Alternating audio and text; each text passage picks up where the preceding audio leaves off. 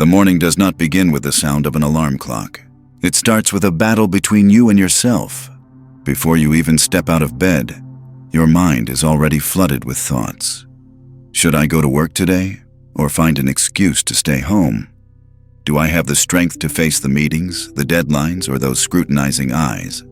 And so, instead of starting the day calmly, you begin it restlessly. Your mind, already tangled, already chaotic. Marcus Aurelius once wrote, "A quiet mind is stronger than any weapon." The problem is, most of us don't know how to find that stillness amid the swirl of anxieties. Yet with just 4 simple sentences, so simple you can repeat them every morning, you will find yourself calm enough to get through any day. Sentence 1. I will not let yesterday's past ruin today. Morning. You open your eyes. A faint light slips through the curtains. The alarm clock gives a soft chime. The world outside is still quiet. But inside your head, the noise has already begun. A face appears. A phrase repeats. A memory flashes like a thin blade. It could be yesterday's argument, a mistake at work, or someone's disappointed gaze. You haven't even stepped out of bed, yet your mind has already traveled back in time. It drags you into that moment, and then the energy of a new day drains before it can even begin. We've all been there. A small mistake lingers in your mind for hours, even days. An incident makes you question yourself. If only I had done things differently.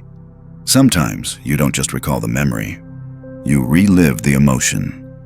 With the same frustration, shame, or pain as before. That is how the past imprisons the present. And worse, you start the day defensive, doubting yourself, bracing for the next bad thing. The Stoics understood this clearly. The past is over. It lies outside our control. We cannot change it, not even the smallest detail. The only thing we can change is how we see it and how we act today. Epictetus once said, "It is not events that disturb people, but their judgments about those events." When you allow yesterday's memory to dictate your mood, you hand control of today to something already dead. Marcus Aurelius wrote in Meditations, "Do not let your mind wander to the past or the future. Keep it still in the present." He did not mean, forget everything. He meant, the true value of each day lies in what you do right now. Every moment spent in regret or anger is time from the present paid toward a debt that no longer exists. There is a story in Roman history about Cassius, a fighter known for strength and speed. In a decisive match, he lost within minutes due to a small mistake. The arena buzzed with talk. Many mocked him. That night, Cassius lay still, listening to the noise from the streets, thinking, "Tomorrow, I cannot face them." But the next morning, when the sun rose, he went to the training grounds as usual. When his teammates asked why, Cassius smiled and said, "Yesterday's match is over.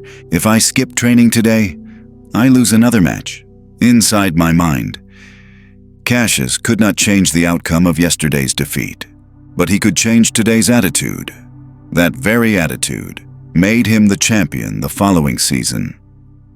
The same is true for us. We cannot stop bad things from happening, but we can stop them from replaying in our minds each morning.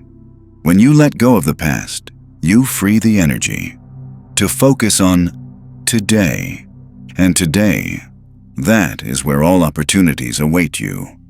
But just as you are ready to work, another enemy will appear. It does not come from the past, but from the present. A small voice says, "Just a little later. It can wait." If you do not win against it in the morning, the entire day will slip right out of your hands. Sentence 2. I will do what needs to be done, even when I don't want to. You know this moment, don't you? You sit on your bed, phone in hand, mind wandering. You know exactly what you need to do. Work is waiting. Assignments remain unfinished. Promises to yourself remain unkept. But instead of starting, you scroll a few more lines on social media. You brew another cup of coffee. You tell yourself, "I'll get to it later." And so, later becomes afternoon. Afternoon becomes night, and you go to bed feeling like you've lost yourself. The Romans had a word for this enemy: acedia, spiritual laziness. It's the state of knowing the right thing to do, but not doing it. Marcus Aurelius once warned in Meditations, "This morning, when you wake up, remember, you were born to do the work of a human being. Do not complain. One who shirks their duty is no different from one who betrays their nature." It may sound harsh, but here's the cold truth. Every time you procrastinate, you betray your potential. And if this happens day after day, it becomes a habit, one that silently eats away at your entire life. I recall the story of Cato the Younger, a renowned statesman and Stoic philosopher. Once, a friend invited him to a morning banquet. It wasn't important, but Cato refused. He said, "Morning is the time for action. If I allow myself to be drawn into distraction, the whole day will lose its focus." Cato did not refuse because he hated feasts.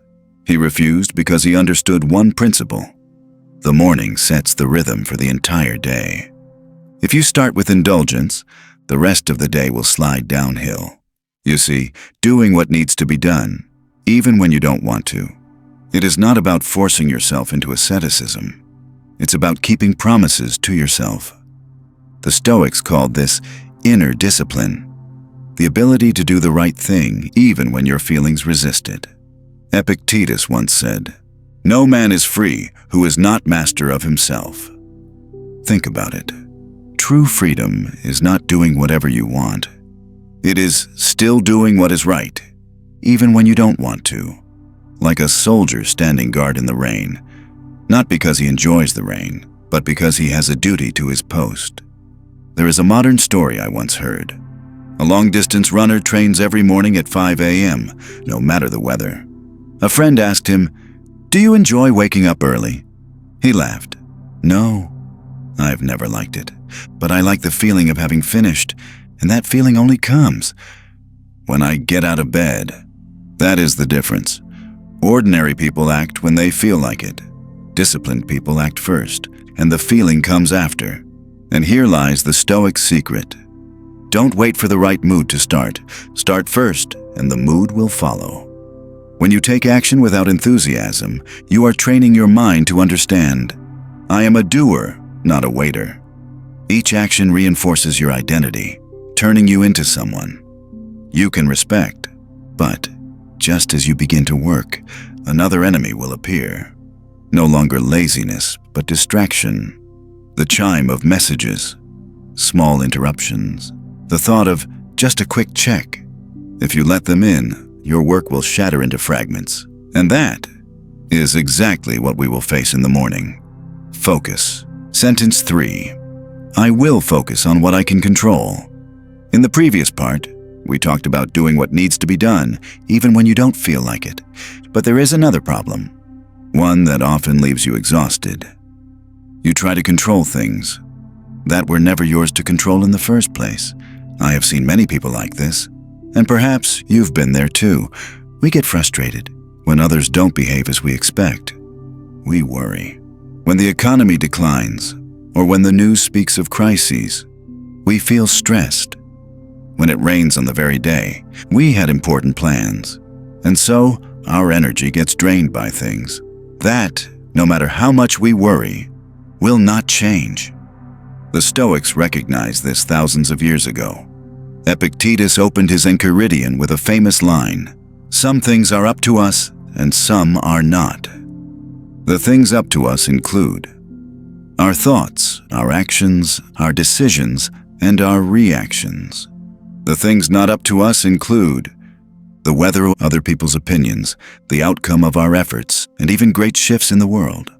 Marcus Aurelius once wrote, "If something outside your control causes you pain, the problem is not in the thing itself, but in your estimate of it. And this you have the power to revoke at any moment." I recall a modern story. An Olympic swimmer had her crucial competition postponed due to a technical issue. Many on her team became angry, discouraged. She, however, quietly walked to the training pool. and kept swimming. When asked why, she said, "I can't control the organizers, but I can make sure my body is ready when they call my name." The result?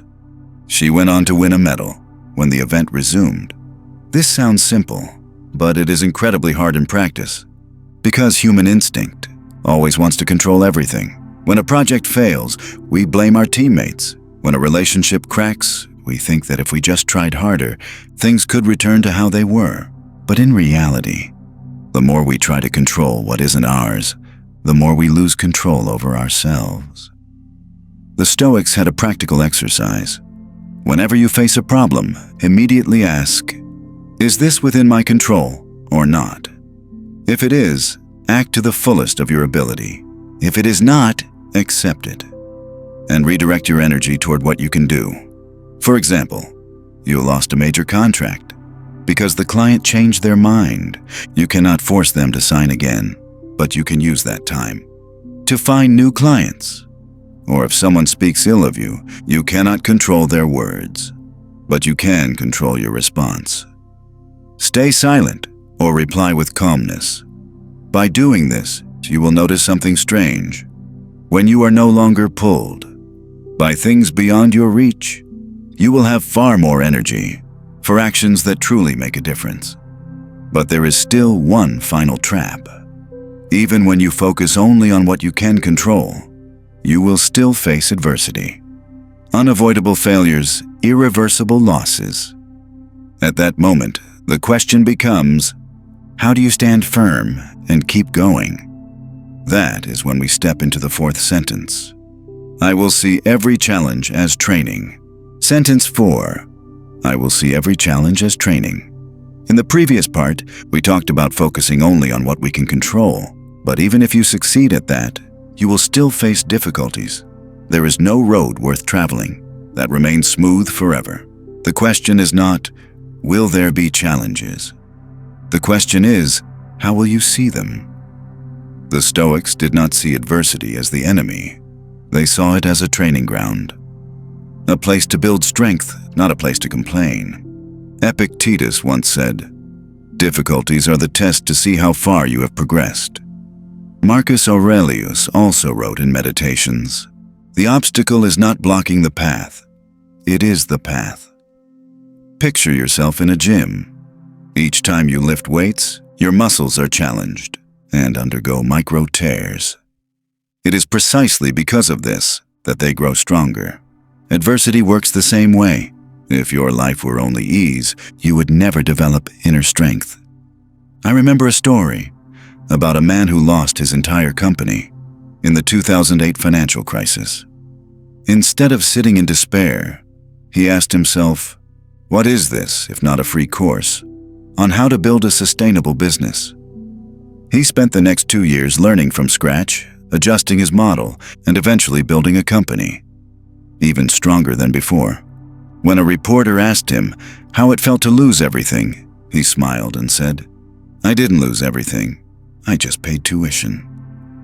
This perspective does not make adversity pleasant, but it transforms you from a victim into an active student. You no longer ask, "Why me?" You ask, "What can I learn from this?" If every morning you remind yourself, "I will see every challenge as training," you will start to see things differently. A project runs into trouble, training in patience and creativity. Someone criticizes you, training in keeping calm. A plan fails, training in the art of redirection.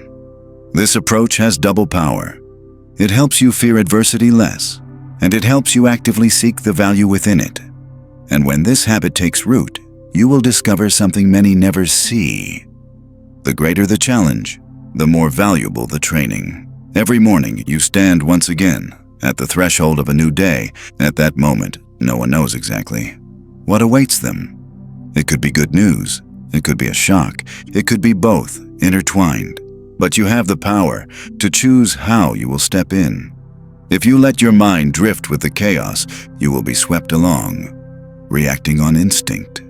And only at the end of the day will you realize you have lived passively. But if you pause, take a deep breath, and remind yourself of 4 sentences. 1. I cannot control everything, but I can control myself. 2. I will do what needs to be done, even when I don't want to. 3. I will focus on what I can control. 4. I will see every challenge as training. Then your mind will be like a warrior clad in armor, not to avoid battle, but to walk through it with composure. Stoic philosophy does not promise you an easy life. It gives you steadiness to endure the hard days and humility to appreciate the easy ones. Because in the end, what matters is not whether today brought fortune or misfortune, but how you lived it. Marcus Aurelius once wrote, "Let your soul be like a rock, against which the waves crash and then break apart. The waves will not stop, but if you keep peace within, you will no longer fear the coming of dawn. And when the day ends, you will smile. Not because everything was perfect, but because you lived it fully, without letting your mind be shaken by what lies beyond your reach. Remember, every morning is a beginning, and every beginning deserves to be started in peace."